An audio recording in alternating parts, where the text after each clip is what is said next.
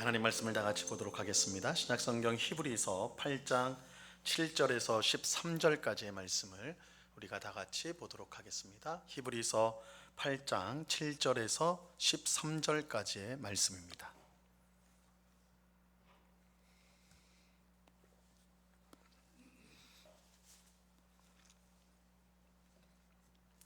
히브리서 8장 7절에서 13절까지의 말씀을 우리가 한 목소리로 하나님의 말씀을 다 같이 읽도록 하겠습니다. 7절부터 13절까지 같이 읽습니다. 시작. 저 첫 언약이 무음하였더라면 둘째 것을 요구할 일이 없었으려니와 그들의 잘못을 지적하여 말씀하시되 주께서 이르시되 볼지어다 날이 이르리니 내가 이스라엘 집과 유다 집과 더불어 새 언약을 맺으리라. 또 주께서 이르시기를 이 언약은 내가 그들의 열조의 손을 잡고 애굽 땅에서 인도하여 내던 날에 그들과 맺은 언약과 같지 아니하도다. 그들은 내 언약 안에 머물러 있지 아니하므로 내가 그들을 돌보지 아니하였노라. 또 주께서 이르시되 그날 후에 내가 이스라엘 집과 맺을 언약은 이것이니 내 법을 그들의 생각에 두고 그들의 마음에 이것을 기록하리라. 나는 그들에게 하나님이 되고 그들은 내게 백성이 되리라. 또 각각 자기 나라 사람과 각각 자기 형제를 가르쳐 이르기를 주를 알라 하지 아니할 것은 그들이 작은 자로부터 큰 자까지 다 나를 알미라. 내가 그들의 불의를 긍휼히 여기고 그들의 죄를 다시 기억하지 아니하리라 하셨느니라. 새 언약이라 말씀하셨음에 첫 것은 낡아지게 하신 것이니 낡아지고 쇠하는 것은 없어져 가는 것이니라. 아멘. 오늘 성경 공부에 오신 우리 성도님들을 진심으로 환영합니다. 오늘은 히브리서 공부 22번째 시간입니다. 오늘 우리가 함께 볼 본문은 히브리서 8장 7절에서 13절까지의 말씀인데요. 이 문단의 주제를 말한다고 한다면 옛 언약보다 더 좋은 새 언약, 옛 언약보다 더 좋은 새 언약이다라는 제목을 붙일 수가 있습니다. 유인물 보시면요, 히브리서 기자는 하늘의 참 장막에서 대제사장으로 섬기는 예수님이 더 좋은 약속으로 세우신 더 좋은 언약의 중보자라고 말을 하고 있습니다. 우리가 지난 시간에 보았던 6절에 보니까 예수님은 새 언약의 중보자신데 이 새 언약은 더 좋은 약속으로 되었다 이렇게 말하고 있습니다. 그래서 그 더 좋은 내용이 뭐냐, 이제 사실 오늘 이제 본문에서 설명하게 될 것입니다. 예수님은 옛 언약, 여기서 말하는 옛 언약은 시내산 언약을 말합니다. 시내산에서 출애굽한 이스라엘 백성이 하나님과 맺은 언약인데요, 이 옛 언약으로 세워진 레위 지파 대제사장보다 탁월하십니다. 그 이유 중 하나는 옛 언약보다 더 좋은 약속으로 세워진 새 언약의 중보자이기 때문입니다. 자, 오늘 본문은 새 언약이 왜 옛 언약보다 더 좋은지 우리에게 밝혀주고 있어요. 자, 8장 7절 말씀을 우리가 같이 보도록 하겠습니다. 우리 7절 같이 읽겠습니다. 시작. 저 첫 언약이 무음하였더라면 둘째 것을 요구할 일이 없었으려니와. 자, 히브리서 기자는 옛 언약을 첫 언약이라고 표현을 하고 있습니다. 그리고 새 언약을 둘째 언약이다 이렇게 이제 둘째 것, 그래서 둘째 언약이다 이렇게 부르고 있습니다. 이 첫 언약이 무음했다면, 흠이 없었다, 그러니까 문제가 없고 완벽했다면 둘째 언약이 있을 자리가 없을 것입니다. 그죠? 그래서 이제 둘째 것을 요구할 일이 없다 이렇게 이제 우리 성경은 번역을 했는데 찾을 곳이 없을 것이다. 둘째 것을 둘 장소가 없을 것이다. 원래 문제로 번역을 하자면 그런 뜻입니다. 그래서 이 첫 번째 것이 문제가 없고 완벽하다면 굳이 두 번째 것이 필요가 없겠죠. 둘째 것이 필요하다는 것은 결국 첫 번째 것이 문제가 있다라는 것입니다. 둘째 언약이 있다는 자체가 첫 언약에 문제가 있다는 뜻인 것이죠.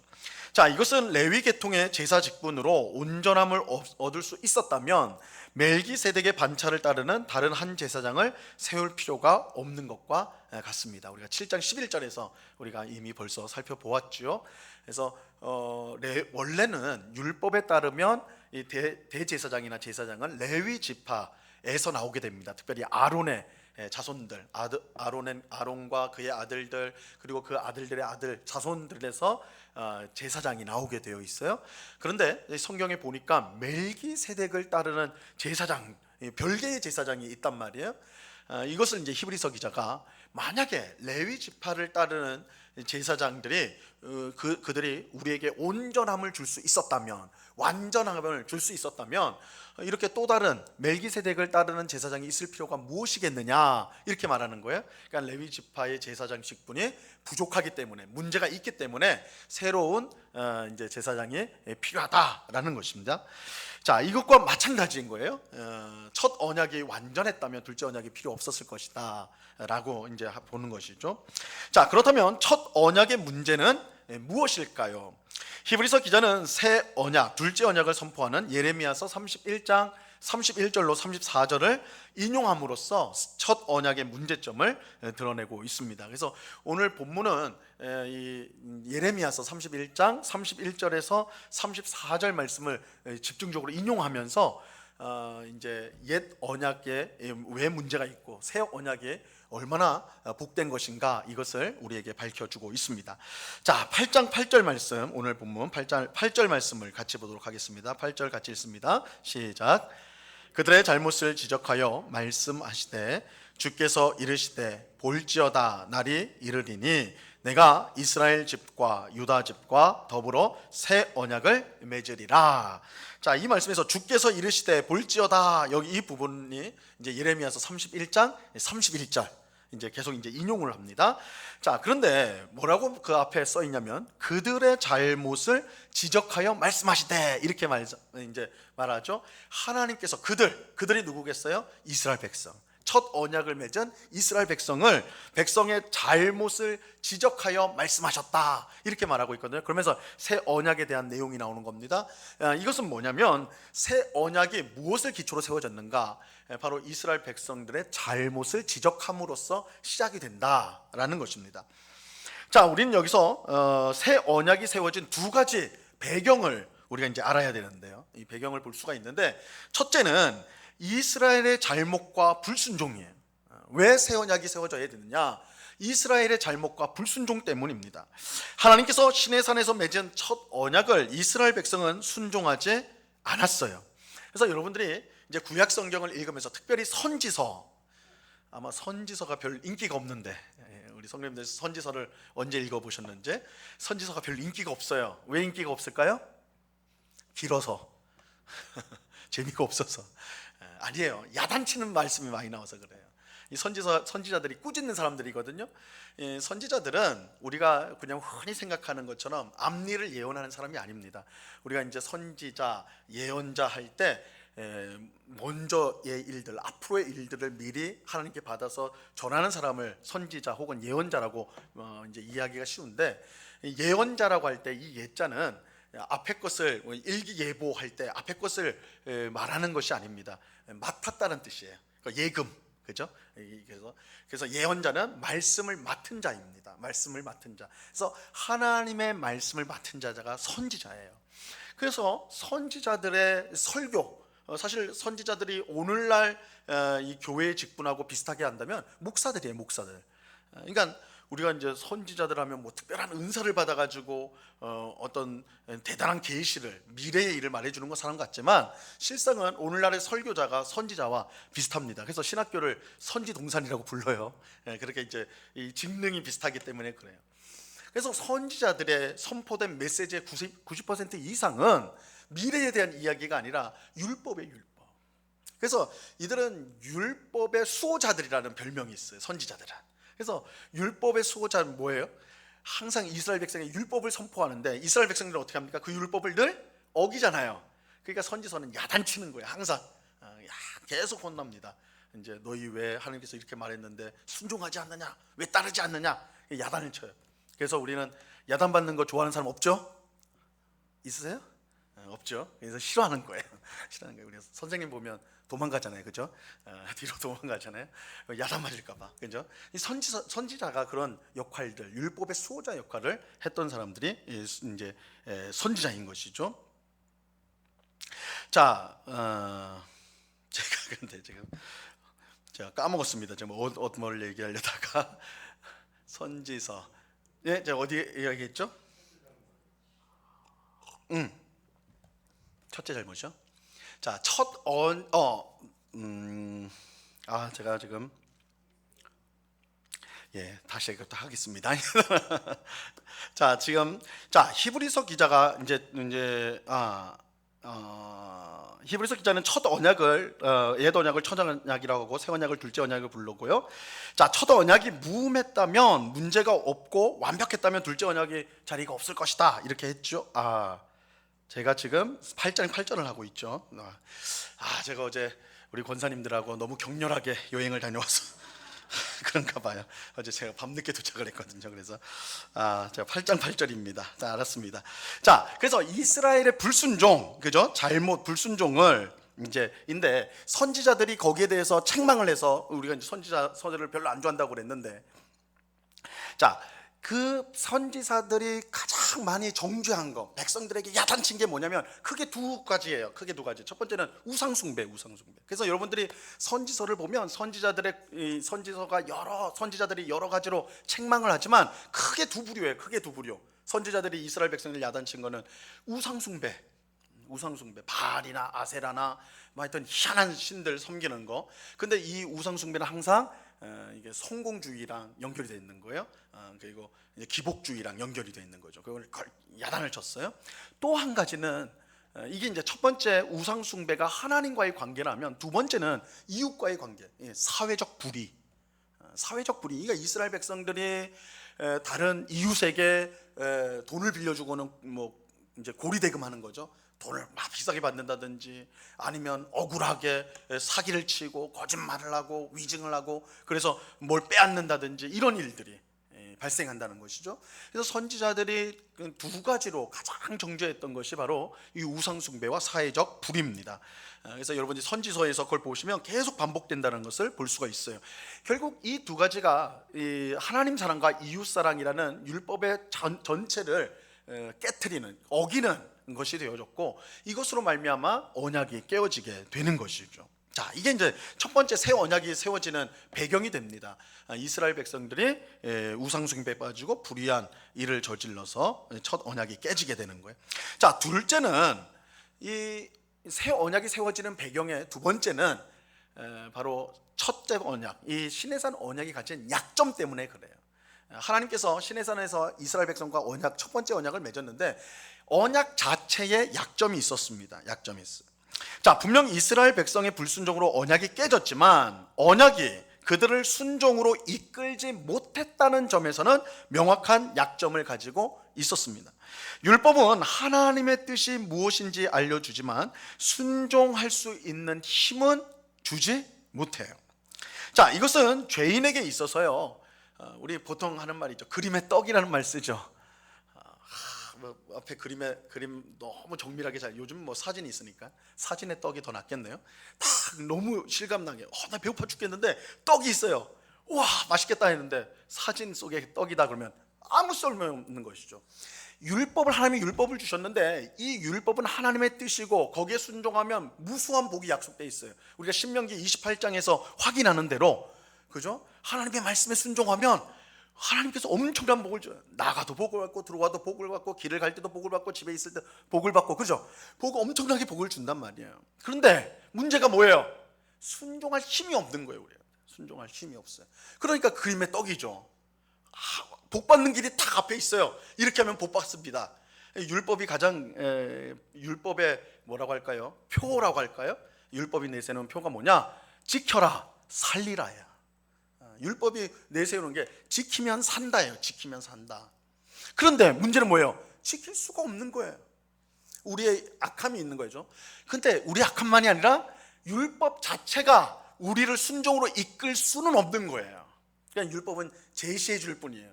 이게 하나님의 뜻입니다. 알려만 주지 그 이상 할 수 있는 게 아니라는 것이죠.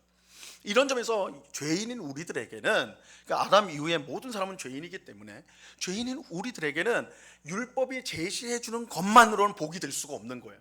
지킬 수가 없으니까. 그래서 이 첫 번째 언약이 이런 약점이 있는 겁니다. 자, 죄인의 특징은 알면서도 순종하지 못한다는 데 있는 거예요. 이게 죄인의 특징이죠. 자, 로마서 7장 15절 말씀에 이렇게 말하고 있습니다. 우리 굵은 글씨로 내가 행하는 것을 같이 읽어봅니다. 시작. 내가 행하는 것을 내가 알지 못하노니 곧 내가 원하는 것은 행하지 아니하고 도리어 미워하는 것을 행함이라. 자, 이 말씀 보세요. 그죠? 기가 막힌 말씀 아니에요? 그죠? 내가 행하는 것을 내가 알지 못한다. 이거 먼저 완전히 분열된 사람처럼, 그죠? 야, 자기가 했는데 왜 자기가 알지 못하지? 그런데 무슨 뜻이냐? 내가 원하는 것은 행하지 아니하고 오히려 미워하는 것을 행함이라. 여러분들 이거 경험해 보셨어요? 이거 사실은 우리가 다 경험하는 바예요. 하나님의 뜻인 줄 알아요. 아, 내가 저 사람이 나한테 별로 안 좋게 했어요? 아, 그럼 내가 저 사람 그래도 참아주고 용서해줘야지. 이게 맞는 거지? 하나님의 뜻이지? 이렇게 해요. 아, 나 그렇게 해야지. 근데 탁 얼굴을 보면 어떻게 해요? 탁 이러죠. 그러니까 그렇게 나온단 말이에요. 그러니까 내 마음속은 알아요. 율법이 가르쳐줘요. 하나님이 원하신 걸 알고 있어요. 근데 내가 원하는 내 마음속에 이걸 해야 돼. 그게 안 나오고 원치 않는 거. 너 그러면 안 돼. 그죠? 싸우면 안 돼. 미워하면 안 돼. 증오하면 안 돼. 근데 그게 나온단 말이에요. 이게 죄인의 아주 비참한 영적인 상황이에요, 사실은. 굉장히 비참하죠. 그러니까 우리가 그래서 이제 이거 우리가 가지고 우리 보통은 이제 사람에게는 자유의지가 있다는 말 하잖아요. 자유의지. 내가 무엇을 선택할 수 있는 의지가 있다 그러잖아요. 근데 사실은 이 자유의지를 가졌던 사람은 아담하고 하와밖에 없어요. 아담과 하와, 죄 짓기 전에 아담과 하와가 죄를 지은 이후부터는 자유의지는 사실상 없습니다. 무슨 의지냐? 루터가 말을 했죠. 노예의지다 그랬죠. 노예의지. 죄의 노예가 된 의지를 갖고 있을 뿐이에요. 그래서 죄를 우리가 싫어해요. 혐오하고 증오해요. 그런데 죄를 짓고 있어요. 내가 할 수 있는 게 아니에요. 종이니까, 노예니까 끌려가는 거예요. 그렇게 된다는 거죠. 자, 이런 죄인의 비참한 영적 상태, 우리 그 다음 쪽을 보시면요, 이런 비참한 영적인 상태에 있는 우리 죄인들에게 이 첫 번째 언약, 신의 산 언약은 어떠한 그 비참한 상황을 벗어날 수 있는 힘을 주지를 못하는 거예요. 자, 이것이 첫 언약의 문제이고, 둘째 언약이 반드시 있어야 될 이유인 것입니다. 하나님은 첫 언약을 깨뜨리고 그 결과로 망한 이스라엘 백성에게 예레미야 선지자를 통하여 새 언약을 선포하십니다. 이 새 언약은 옛 언약을 다시 세우는 것이 아니라 완전히 다른 언약이에요. 완전히 다른 언약. 그런데 왜냐하면 완전히 다른 언약을 주시는 이유는 첫 언약이 완전히 실패했기 때문에 그런 거예요. 그래서 첫 언약이 실패했을 때, 야, 내가 다시 한 번 너희한테 기회를 줄게. 한 번 더 해봐. 이렇게 하면 어떻게 될까요? 아무 의미가 없어요. 또 실패하는 거예요. 왜냐하면 사람은 율법을 주셔도 지킬 능력이 없기 때문에 아무 소용이 없는 거예요. 그래서 완전히 새로운 언약을 주셔야 되는 것이죠. 자, 그런데 이걸 잘 기억해야 됩니다. 물론 이것은 언약의 내용이 달라졌다는 뜻은 아닙니다. 이걸 잘 기억하셔야 돼요. 첫 번째 언약 그리고 두 번째 언약, 옛 언약이 있고 새 언약이 있어요. 그죠? 그러나 그 내용이 다른 게 아닙니다. 내용은 동일해요. 뭐예요? 나는 너희의 하나님이 되고 너희는 내 백성이 되리라. 이 언약의 내용은 똑같습니다. 왜 그래요? 하나님은 동일하신 분이에요. 하나님의 율법, 하나님의 뜻이 변할 리가 없어요. 시내산에서 자신의 뜻을 말씀하신 하나님께서 새 언약을 통해서도 똑같은 말씀을 하시는 거예요. 그러니까 언약의 내용은 다르지 않습니다. 그럼 뭐가 달라지느냐? 그 언약이 실행되는 방식이 완전히 달라져요. 이걸 이제 기억하는 것이 중요한데, 왜 그러냐면 여러분, 우리가 구약 성경을 구약 성경이라고 그러죠. 옛날 언약이라는 말이에요. 신약은요, 새 언약이에요. 새 언약, 신약, 그죠? 신약. 그러니까 구약 성경 할 때 그건 옛 언약 성경이고, 신약하면 새 언약 성경인데, 자, 이 둘이 우리 기독교 성경에는 유대인들의 성경은 구약 성경밖에 없어요. 그들은 신약 성경을 안 봤습니다. 여전히 예수님을 기다리고 있는 사람들이니까, 메시아를 기다리는 사람들이니까 구약만 본단 말이에요. 그런데 우리 기독교인들은 구약과 신약을 성경으로 같이 보죠. 근데 만약에 이 둘이 하나님의 뜻이 다르다고 한다면 이 같이 볼 수가 없는 거죠. 그죠? 그러니까 어떻게 보면 신약 성경만 읽는 성도는 무의식 중에 그렇게 생각을 하고 있는 거예요. 구약은 끝났고 우린 신약 시대 사람이니까, 신약 새 언약의 백성이니까 구약은 필요 없어, 이렇게 생각하는 거예요. 근데 그렇지 않아요. 구약과 신약, 옛 언약과 새 언약은 내용상 똑같아요. 다만 그 실행 방식이 완전히 다르다. 자, 이걸 알아야지 우리가 신구약을 통일적으로 볼 수가 있는 거예요. 이 기독교 신앙이 신구약 성경을 전체 성경으로 우리가 받는 것이 바로 그러한 이유입니다. 자, 그러면 어떻게 언약의 실행이 달라졌는가? 그 이제 보도록 하겠습니다. 우리 8장 9절입니다. 9절 말씀 같이 읽어봅니다. 시작. 또 주께서 이르시기를 손을 잡고 애굽 땅에서 인도하여 내던 날에 그들과 맺은 언약과 같지 아니하도다. 그들은 내 언약 안에 머물러 있지 아니하므로 내가 그들을 돌보지 아니하였노라. 자, 이 말씀은 예레미야서 31장 32절 말씀을 인용한 건데요. 자, 하나님은 새 언약을 선포하면서 이 언약은 내가 그들의 열조의 손을 잡고 애굽 땅에서 인도하여 내던 날에 그들과 맺은 언약과 같지 않다. 이게 시내산 언약이잖아요, 그죠? 이스라엘 백성들을 애굽에서 딱 끄집어낸 다음에 제일 먼저 간 곳은 가나안 땅이 아닙니다. 어디로 갔어요? 시내산. 시내산에서 언약을 맺어요. 출애굽기 24장에 보시면 언약식이 나옵니다. 언약식이. 거기서 이제 시내산 언약을 맺게 되네요. 근데 그 시내산 언약과 지금 말하는 새 언약은 다르다 그래요. 다르다. 자, 옛 언약과 새 언약은 분명 다릅니다. 이것은 단순히 새 언약은 하나님의 전적인 은혜로 된 것이고, 옛 언약은 은혜가 없는 율법주의 성격을 가지고 있다는 뜻이 아닙니다. 자, 이거 우리가 흔히 오해하는 내용이에요. 옛 언약을, 우리가 모세의 언약 혹은 시내산 언약을 딱 생각할 때 제일 먼저 떠오르는 게 율법입니다. 율법. 그죠? 그래서 율법에 순종하면 복을 받고 율법에 불순종하면 저주를 받는다. 그래서 시내산 언약의 첫 언약의 가장 핵심은 율법의 순종에 있다. 그죠? 그러니까 율법 순종하면 뭔가 은혜가 없는 것 같아. 그죠? 이거는 지키느냐 못 지키느냐, 딱 그렇게만 생각이 됩니다. 그런데 새 언약은 예수님을 믿는 거잖아요. 예수님을 믿으면 예수님이 다 주잖아요. 구원을 주시잖아요. 아, 그래서 새 언약은 은혜. 이렇게 이제 대립을 시켜요. 옛 언약은 율법, 그죠? 그리고 새 언약은 은혜. 이렇게 대립을 시킨단 말이에요. 그렇지 않아요. 그렇지 않아요. 이 시내산 언약도 엄연히 하나님의 은혜로 맺어진 거예요. 은혜로. 제가 전에 이제 설교를 했던 것처럼, 여러분, 율법이 언제 주어지게 되죠? 율법이 이스라엘 백성들이 애굽에서 종살이 하고 있을 때 주어집니까? 아니면 출애굽 구원을 받은 다음에 주어져요? 구원을 받은 다음에죠. 그죠? 그러니까 만약에 이게 율법을 지켜야지 구원받는다, 율법주의를 이제 그것이 성격이라고 한다면 종살이 할 때 주어줘야죠. 그죠? 애굽에서 종살이 막 고통스럽게 하고 있을 때 율법을 하나님이 딱 그 십계명 둘 도판을 주면서 너희 이거를 지키면 내가 구원해 줄게. 그러면 완벽하게 율법주의적인 것이죠. 그죠? 율법을 지켜야지 구원받는다, 이게 되는 겁니다. 근데 하나님은 먼저 일방적인 강권적인 은혜로, 능력으로 이스라엘 백성들을 구원하신 다음에 율법을 주세요. 그러니까 이 율법 자체가 은혜 그 자체로 은혜의 성격이 들어가 있는 거예요. 은혜의 성격이. 그래서 우리가 이렇게 은혜와 율법으로 이렇게 대립시켜서는 안 된다라는 것입니다. 자, 보시면 옛 언약도 하나님의 전적인 은혜로 세워진 겁니다. 율법은 이스라엘 백성이 애굽 종살이 할 때 받은 것이 아니라 출애굽한 후에 받은 것입니다. 그들은 하나님의 전적인 은혜로 애굽의 종살이에서 벗어났습니다. 그들은 구원받은 백성으로 하나님의 뜻에 순종해야 마땅한 것입니다. 자, 이거 보세요. 하나님의 백성이 되기 위해서 율법을 지키는 게 아닙니다. 백성이 되었기 때문에 율법을 지키는 것입니다. 구원을 받았기 때문에 율법을 지키는 것입니다.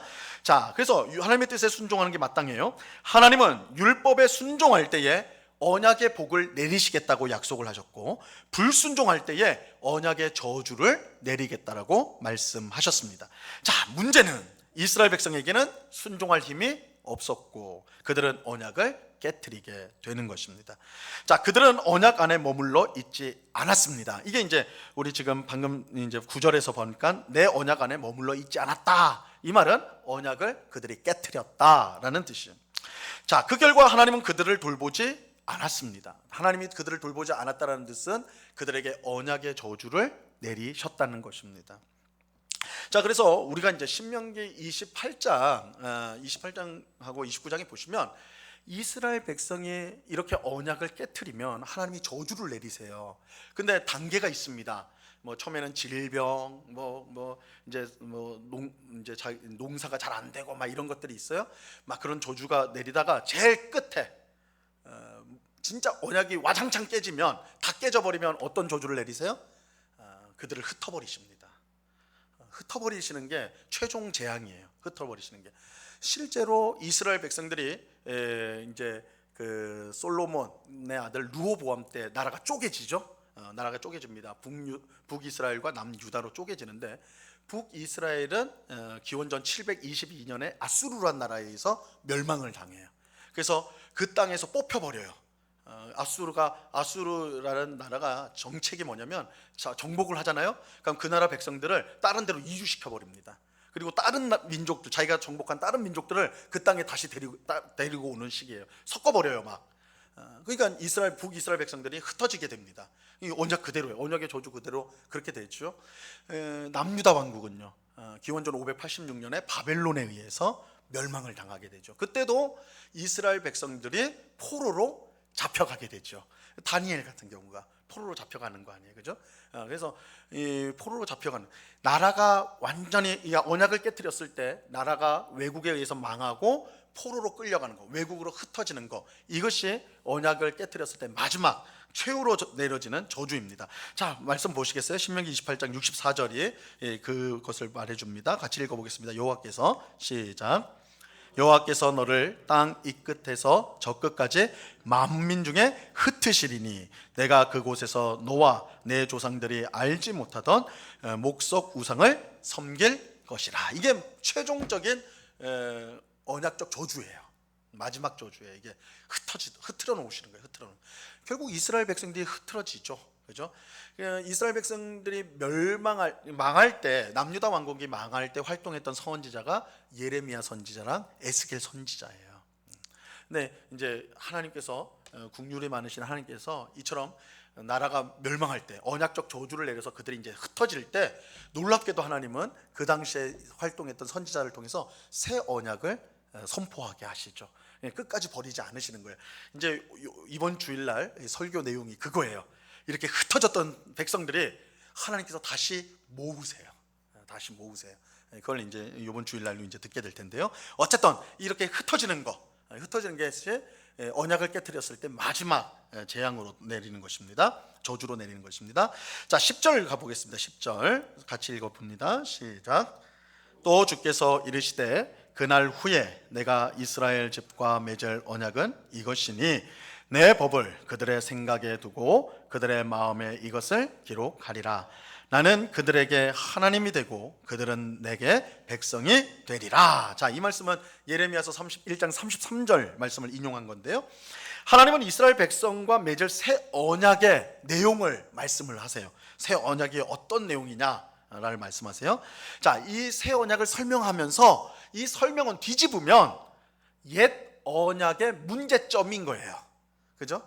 그러니까 새 언약을 말씀하시지만 그걸 뒤집어 생각하면, 옛 언약은 이게 없었구나, 이게 안 됐구나, 이걸 알 수가 있는 거예요. 자, 먼저 새 언약은 그날 후에 맺게 될 것인데, 그날 후에 새 언약을 맺게 될 것이다. 이거 예레미야 선지자를 통해서 됐거든요. 그러니까 이스라엘이 망할 때 예레미야 선지자가 별명이 눈물의 선지자입니다. 눈물의 선지자인데 왜 그러냐? 나라가 멸망할 때 활동했던 선지자예요. 나라가 완전히 이제 기울어져 가지고 바벨론에서 멸망당할 때 이제 활동했던 선지자예요. 그러니까 마지막까지도 백성들에게 핍박받고 하여튼 그런 굉장히, 그러니까 나라가 완전히 언약적 저주 속에 들어가는 기울어지는 상황 속에서 하나님의 말씀을 선포했던 선지자니까 얼마나 답답하고 힘들었겠습니까? 그래서 이제 눈물의 선지자라고 이제 하는데, 예레미야를 통해서 하나님이 새 언약을 선포하셨는데 새 언약이 언제 되느냐? 그날 후에 된다, 이렇게 말을 해요. 그러니까 언젠가 미래의 어느 날을 두고 말을 했는데, 히브리서 기자는 그날, 그 새 언약이 세워질 날이 언제냐? 예수님의 십자가 죽음과 부활과 승천과 성령님을 보내주신 때, 그때가 새 언약이 세워지는 때다, 이렇게로 보게 됩니다. 이게 이제 히브리서 전반에 흐르는 내용이고요. 이거는 사실 예수님의 말씀으로부터 시작이 되죠. 예수님이 새 언약을 말씀하신 거 아세요? 예수님이 6월절 제자들과 마지막 식사하시잖아요. 6월절 식사하실 때 포도주를 나눠주시면서 이것은 내 피니 새 언약, 내 피로 세우는 새 언약이다 말씀하세요.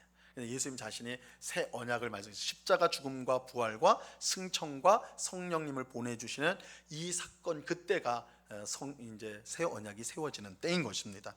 자, 무엇보다 새 언약은 옛 언약과 달리 하나님의 법, 율법이요, 돌판이 아닌 어디에 기록이 돼요? 백성들의 마음에 기록이 됩니다.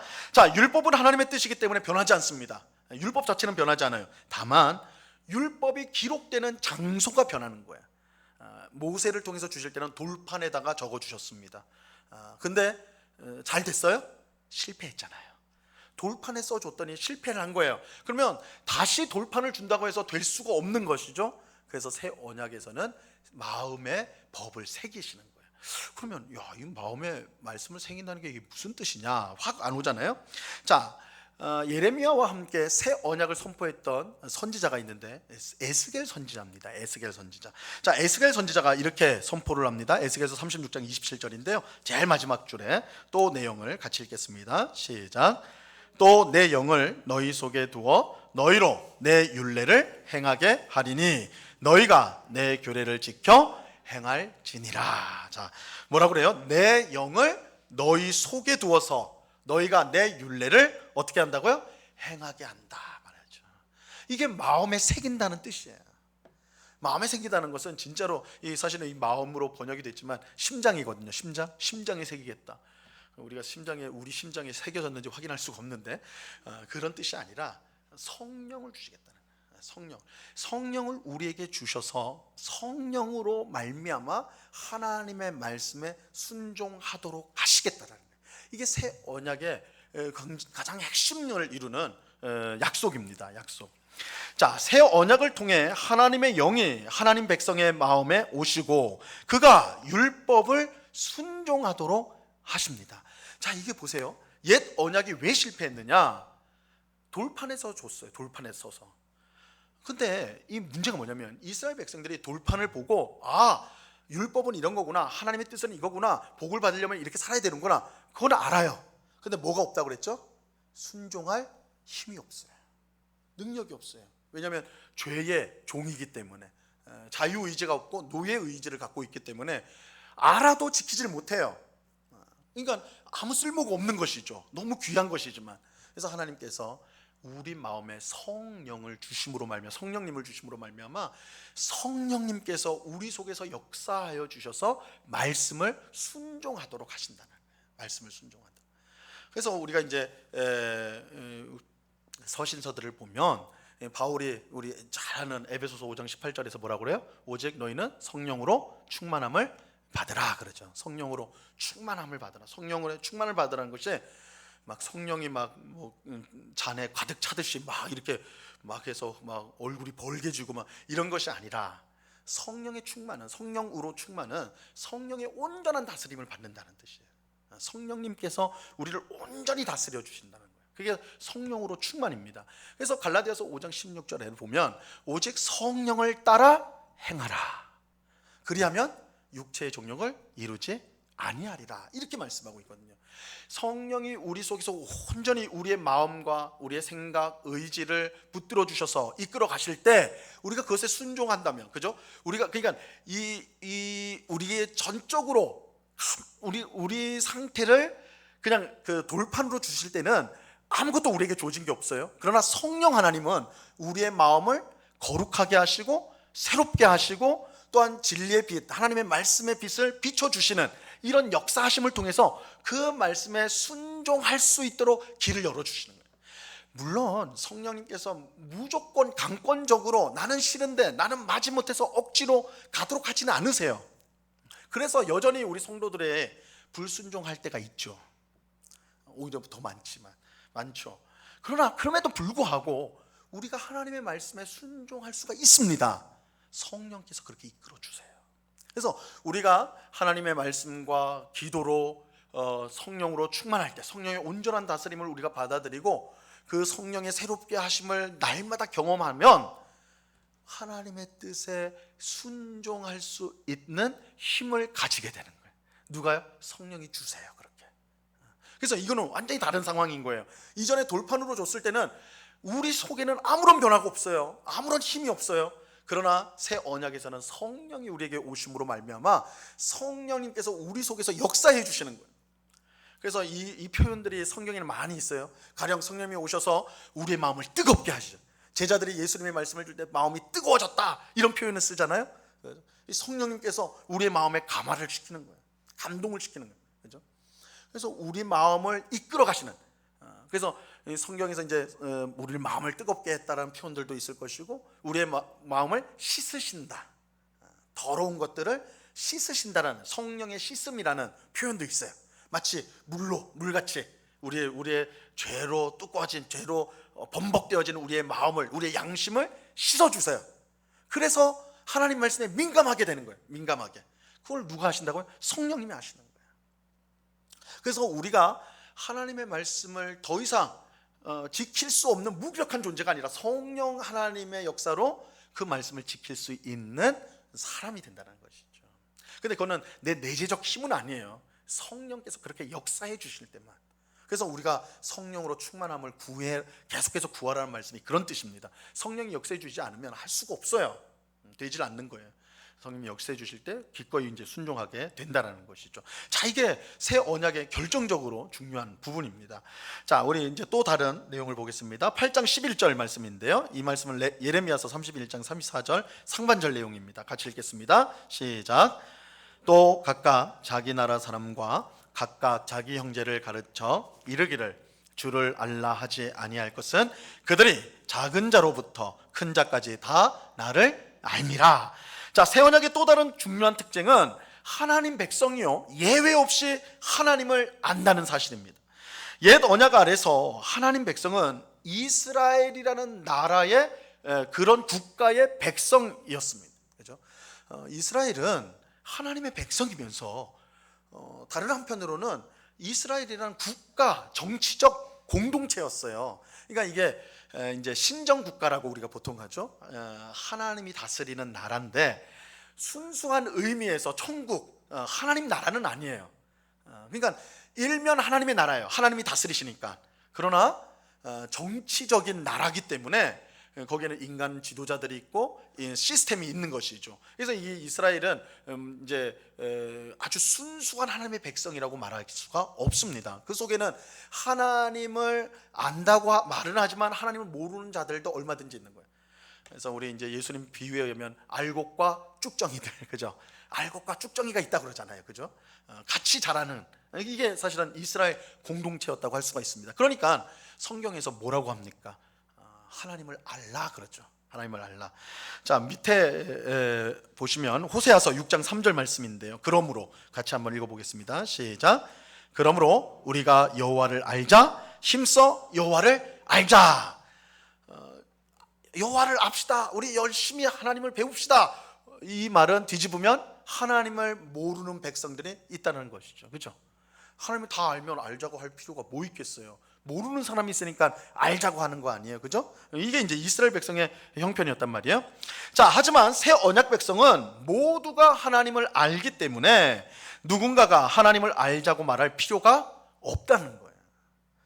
자, 이것은 새 언약 백성의 마음에 율법이 새겨졌기 때문입니다. 즉 성령님께서 하나님을 알도록 하시기 때문이에요.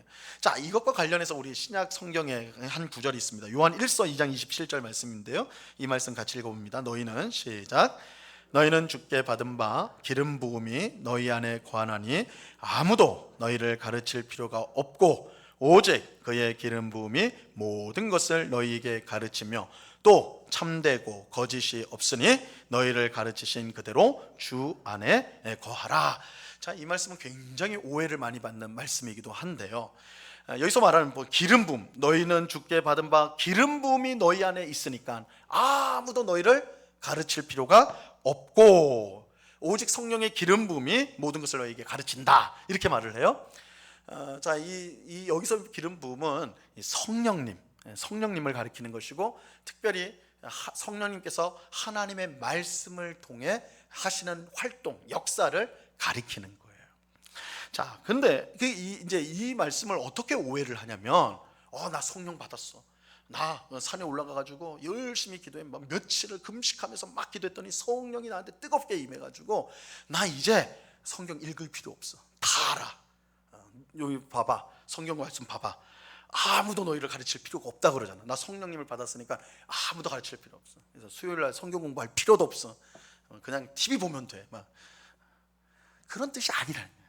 근데 많은 이단들이 이렇게 생각을 해요. 뭔가 특별한 영을 받았다든지, 그죠? 뭔가 하면 이 말씀을 근거로 해가지고 아무도 이제 배울 필요가 없다, 가르칠 필요가 없다, 막 이렇게 되어지니까. 근데 여기서 말하는 이제 배울 필요가 없다, 가르칠 필요가 없다라는 것은 우리가 성경 말씀, 우리 성경 말씀을 공부할 필요가 없다, 그 뜻이 아닙니다. 만약 그러면 오늘 우리가 괜히 모인 거지. 모일 필요가 없는 거 아닙니까, 그죠? 그런데도 재밌는 건 요한 1서에서 이 사도 요한이 성도들에게 너희로 하여금 이것을 알게 하기 위해서 편지를 쓴다, 그렇게 말을 해요. 그러니까 그런 뜻이 아니라는 것이죠, 그죠? 그러면 여기서 뭘 말하는가? 성령님이 우리 가운데 오셨을 때, 우리 속에 오셨을 때 우리가 성령님을 소유한 사람만이 가질 수 있는 영생 속에 들어가 있다라는 거예요. 거기에 대해서는 누구도 가르칠 필요가 없다라는 거예요. 왜요? 우리가 영생 속에 있기 때문에, 그 속에 거하기 때문에 거기에 대해서 누군가 가르치고 누군가 배워야 될 필요가 없다. 왜냐하면 그 상태에 들어가 있기 때문이라는 것이죠. 그러니까 성령을 받지 못한 사람은, 성령이 없는 사람은 몰라요. 알 수가 없습니다. 그러나 성령을 받은 사람은 성령을 받았기 때문에 그 성령이 주시는 영생 혹은 중생의 그 삶 자체에 들어가 있기 때문에 그것을 안다라는 거예요. 안다. 그러니까 이거는 어떤 배워서 하는 지식이 아니라 본성적인 지식으로 들어온다는 거예요. 본성으로 영생이 들어오는 거예요. 우리가 거듭나는 거예요. 그래서 갖게 되는 지식을 말하는 것입니다. 자, 밑에 보세요. 물론 이것은 새 언약 백성은 더 이상 배울 필요가 없다는 뜻이 아닙니다. 하지만 성령님이 내주하시기 때문에 영생에 대해 혹은 중생에 대해 배울 필요가 없다는 것입니다. 왜냐하면 영생 안에서 우리가 살고 있기 때문입니다. 이미 성령이 우리 가운데 계시기 때문에, 그 삶을 살고 있기 때문에 그걸 가르칠 필요가 없다는 것이죠. 자, 이게 이제 두 번째. 그러면 세 번째는 보겠습니다. 8장 12절 말씀인데요, 같이 읽어봅니다. 시작. 내가 그들의 불의를 긍휼히 여기고 그들의 죄를 다시 기억하지 아니하리라. 자, 새 언약의 또 다른 중요한 특징은 완전한 죄사함입니다. 완전한 죄사함. 하나님은 새 언약 백성의 불의를 긍휼히 여기시고 그들의 죄를 다시 기억하지 않으십니다. 새 언약을 통해 그들의 죄가 완전히 씻어졌기 때문입니다. 이것은 옛 언약 아래서 제사를 통해 불완전한 속죄를 받은 것과 비교가 되죠. 자, 히브리서 10장 4절 말씀에 이렇게 말씀합니다. 이는, 같이 읽습니다. 시작. 이는 황소와 염소의 피가 능히 죄를 없이 하지 못함이라. 여기서 황소와 염소가 왜 나올까요? 이게 레위 지파 제사장들이 제물로 바쳤던 거잖아요. 속죄 제물이에요, 속죄 제물. 이 속죄 제물을 우리 살게들은 그 제사를 통해서 죄가 씻어진다고 생각을 했겠지만 뭐라고 말하고 있습니까? 능히 죄를 없이 하지 못한다. 능히 없이 하지 못한다는 그 분명한 증거는 뭐예요? 제사를 계속 드려야 되는 거예요. 계속. 자, 이 내용이 9장과 10장에서 이제 집중적으로 나오게 되니까 여기 자세히 이제 나중에 보겠습니다. 근데 새 언약에서 우리에게 주어지는 가장 큰 은총 중에 하나는 뭐냐? 완전한 속죄가 이루어진다는 것입니다. 이것은 우리가 앞에서 이미 좀 살펴봤는데 왜 그러냐? 대제사장이신 멜기세덱의 계열을 따르는 대제사장이신 예수님께서 아무 죄 없는 자신의 몸을 제물로 바쳤기 때문에 그래요. 십자가의 제물로 바쳤기 때문에 우리의 모든 죄가 완전히 씻어진 것입니다. 자, 이러한 완전한 죄 사함은요, 새 언약 백성이 성령님을 모시고 사는 중생의 근거가 되는 것이다. 우리 앞에 있는 것들의 근거가 되는 것이다 라고 할 수가 있습니다. 자, 마지막 8장 13절입니다. 같이 읽습니다. 시작. 새 언약이라 말씀하셨음에 첫 것은 낡아지게 하신 것이니 낡아지고 쇠하는 것은 없어져 가는 것이니라. 자, 새 언약이 세워졌기 때문에 옛 언약은 낡아지게 되었습니다. 낡아지고 쇠하는 것은 없어져 간다. 이렇게 이제 말하고 있어요. 자, 이것은 새 언약이 세워짐으로 옛 언약이 더 이상 있을 자리가 없게 되었다는 뜻입니다. 더 좋은 것이 세워졌기 때문에 열등한 것은 사라지는 것이 맞죠. 그리스도 안에서 새 언약이 세워졌기 때문에 옛 언약은 이제 우리와는 아무 상관이 없는 것입니다. 이것은 우리가 받은 구원이 얼마나 위대한지를 분명히 보여주는 것입니다. 그래서 여러분, 우리 새 언약이 옛 언약, 이제 신해산 언약과 이제 차이 세 가지가 있었죠. 첫 번째가 뭐예요? 율법이 어디에 기록되는 거예요? 마음에. 성령님이 우리 속에 오신다. 그 성령님이 우리에게 오심으로 우리는 중생, 영생을 이제 받은 거예요. 그렇기 때문에 이 성령님을 모신 사람만이 알 수 있는 하나님을 아는 지식이 우리 가운데 본능적으로 들어오게 되는 거예요. 그래서 누군가가 하나님을 알라, 배워라 할 필요가 없다. 성령님이 우리 안에 계셔서 우리는 하나님을 아는 자가 된 것이죠. 아는 자가 된 것이고.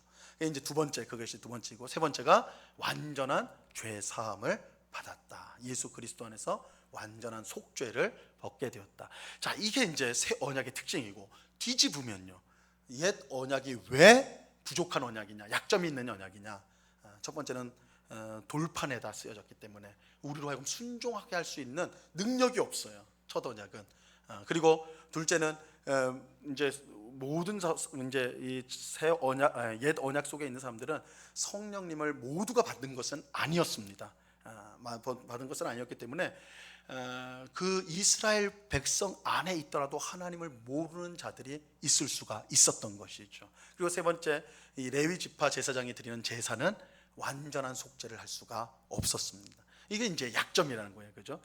근데 새 언약은 이것을 이제 완전히 이제 뭐라고 할까, 완성하는, 성취하는 것이 새 언약이다. 그래서 더 좋은 언약이다. 예수님은 그 더 좋은 언약의 중보자가 되신다. 이것이 히브리서 기자가 오늘 우리에게 가르쳐 주는 것입니다. 우리가 그 새 언약의 백성이라는 사실을 꼭 기억하고 하나님 앞에 감사하며 주신 구원의 은혜를 누리며 살아가는 우리 모두가 될 수 있기를 바랍니다. 같이 기도하겠습니다. 하나님 아버지, 감사합니다. 오늘 옛 언약과 새 언약을 비교하며 옛 언약과 비교할 수 없이 좋은 새 언약이 세워지고 우리가 그 백성이 되었다는 사실을 오늘 우리가 말씀을 통해 확인하였습니다. 우리 모두가 주의 성령님을, 새 언약 아래서 성령님을 받음으로 하나님의 말씀에 순종하는 백성이 되었습니다. 성령님이 우리 안에 계심으로 주님을 아는 자들이 되었습니다. 예수님의 십자가 죽음으로 우리의 모든 죄가 깨끗이 씻음을 받게 되었습니다. 이 은혜로 우리는 항상 하나님 앞에 가까이 나아가며 하나님과의 친교를 누리며 하나님의 사랑과 은혜를 늘 받는 복된 자녀들이 되었습니다. 이 사실을 꼭 기억하고 항상 하나님 앞에 감사하며 하나님께 더 가까이 나아가기를 원하며 하나님께 영광을 돌리며 살아가는 주의 백성 되게 하여 주시옵소서. 감사하며 예수 그리스도 이름으로 기도드리옵나이다. 아멘.